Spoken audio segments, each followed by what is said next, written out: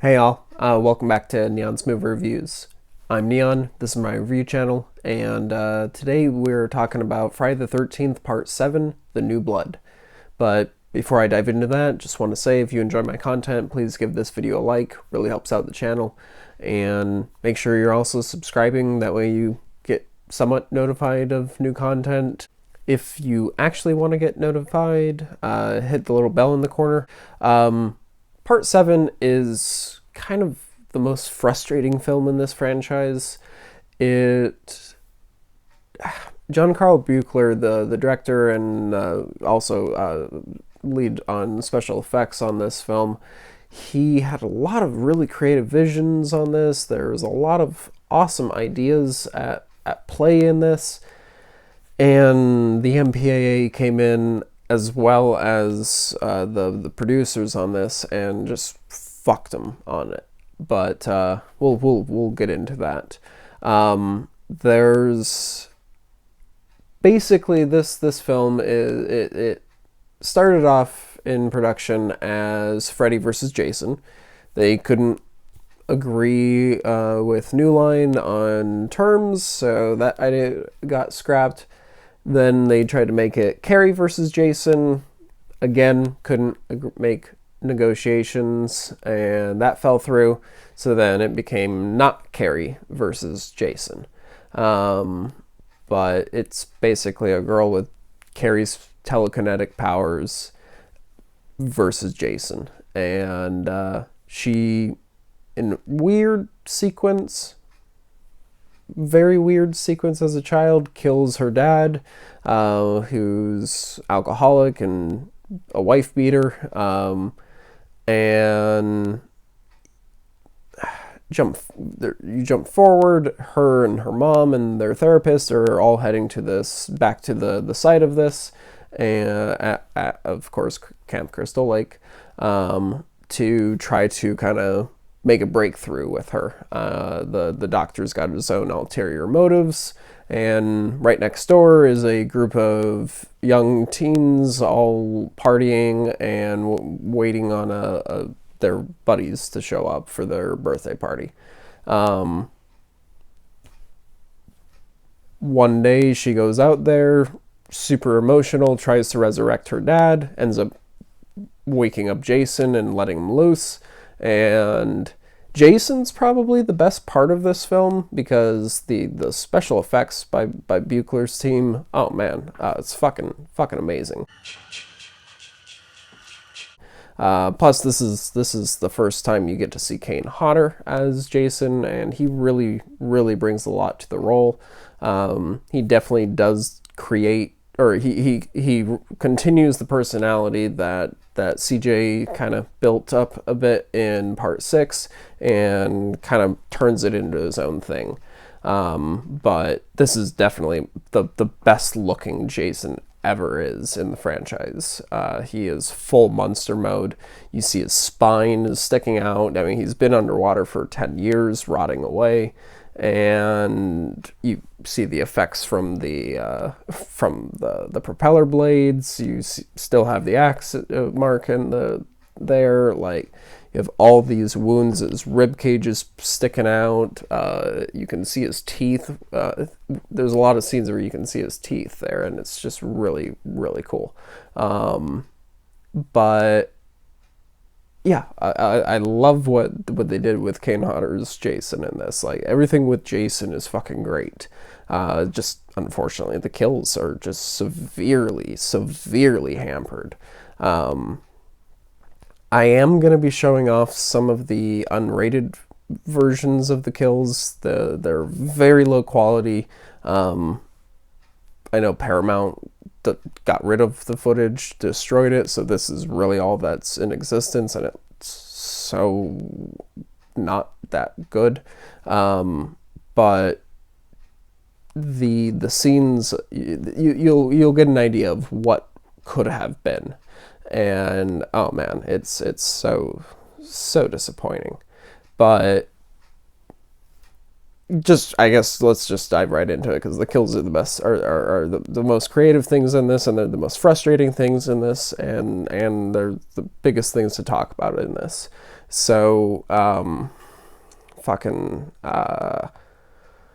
all right, first one I want to talk about. There, you have this guy. You get the girl. She runs out to the water, starts stripping to go skinny dipping. He goes out there to go in with her. Jason finds him there, kind of golf swings with the axe into his face, and you barely see anything in the theatrical cut. It's you see this kind of the after effects, this like zoom in. But the original footage, you get to see his body spasm on the ground. It's even in the low quality footage, it's still quite disturbing, and you get an extra little bit of the zoom in as well. And yeah, it's a nice little touch, and it's like, oh shit, this is awesome. Probably the most impressive kill in that they cut, and I understand exactly why they cut it, but oh my god, it was an impressive kill, is Ben's death. He gets grabbed by Jason, and his head is crushed. In the theatrical cut, you just start seeing some blood come down from his head, and then it cuts away. You just kind of hear the bones crunching and that noise. And in the uncut footage, they used, I think it was cream cheese, and just a fake head full of cream cheese, and they just crushed it down to the size of a walnut. And oh, it's nasty. It's pretty nasty.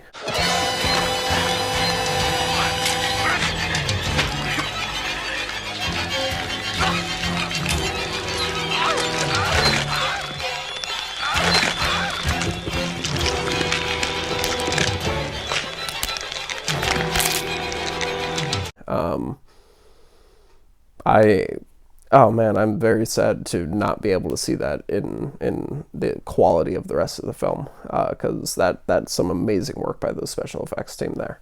And right after that too, you get an awesome kill with his girlfriend. She's looking for him, pokes her head out.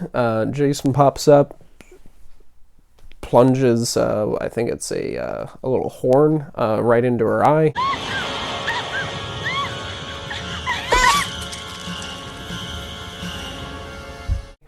Theatrical cut cuts away right away. You can barely see it out. You see a little bit of it when they kind of reveal her body later on, but in this you get to see just a little bit more of the effects, and it's nice. But yeah, there's boatloads of these that are just like that, and some of them, unfortunately, they're just completely gone. But for the most part, I'll show you guys the comparisons here, while just kind of overlaid while I'm talking. But this film was extremely disappointing, because you go into this and actually pause that. The one that is the most disappointing is the main doctor, the fucking asshole guy who the whole movie's building up as the secondary antagonist, and you really want to see him killed. And when he is, you get an awesome thing with Jason with a power tool. It's the only time, if I'm not mistaken, that Jason does use a power tool in the franchise, and fucking you just see him just touch his torso, and then it cuts away. And oh man, the uncut version, they go to town.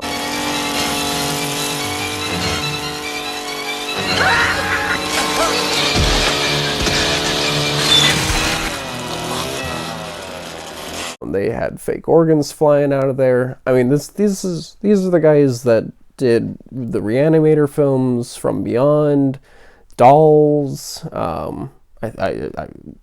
Buechler worked on Indiana Jones and the Last Crusade.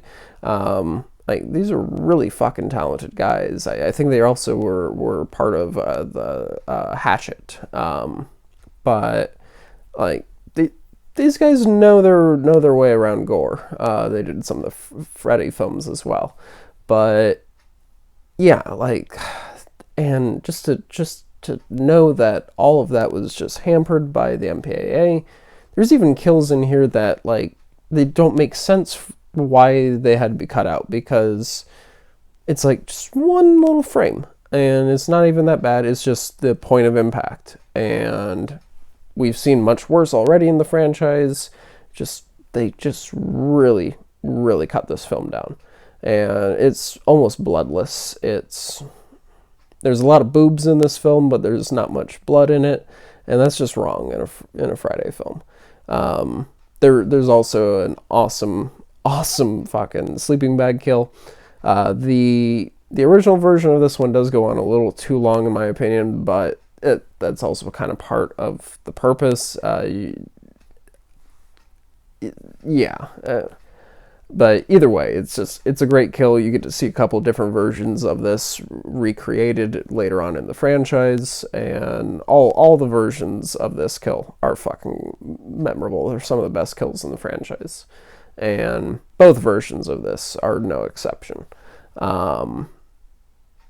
But yeah, just kind of diving into the behind the scenes on this, and Kane Hodder and his devotion to this role.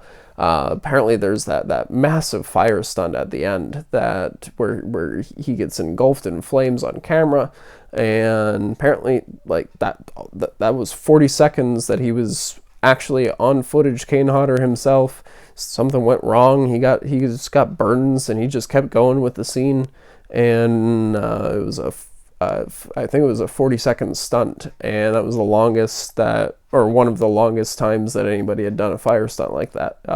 It was practically unheard of at the time. Now we have crazy fucking shit. We have, but back then, nothing had really come close to that. And so definitely mad respect to Kane Hodder. He came up with a lot of really cool ideas in that final fight that really kind of helped bring it all out. And when you do finally get to the, like, what this film's been building up to, this not Carrie versus Jason, film fucking delivers. It's a good fucking brawl, and like Jason gets just destroyed by her. He keeps getting up, but just gets destroyed by her. And then you get probably the worst thing in this franchise.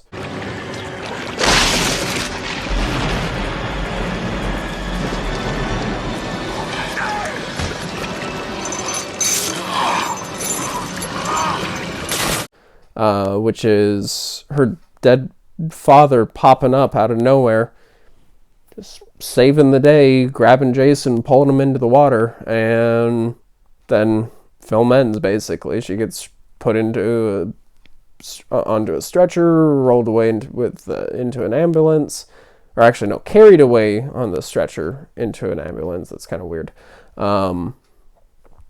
And yeah, like, movie ends. Apparently there was an extended or another scene after that of a fisherman, and Jason popping out, grabbing him, kind of having that jump scare ending again. Apparently that had to be cut. There's no gore, there's no blood in it, but that had to be cut.